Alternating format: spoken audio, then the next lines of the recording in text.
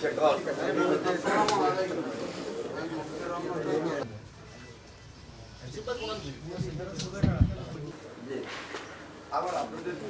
কোনো অবস্থান থেকে যে কোনো ডিপার্টমেন্টে আমাদের দায়িত্বশীলতার সহিত কাজ করতে হবে।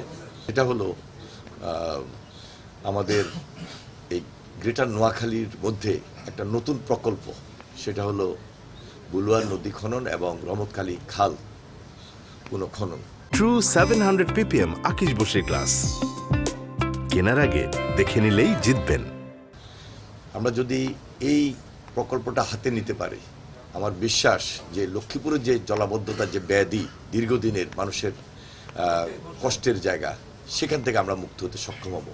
এই কাজটা হয়তোবা খুব সহসাই যে হবে তা না, এটার জন্য একটা বিশেষ পরিকল্পনার প্রয়োজন। সেই পরিকল্পনা অনুযায়ী প্রকল্প আমরা গ্রহণ করার ইচ্ছা আমাদের রয়েছে। খুব শীঘ্রই আমরা সেই দিকে নজর দিচ্ছি ইনশাল্লাহ।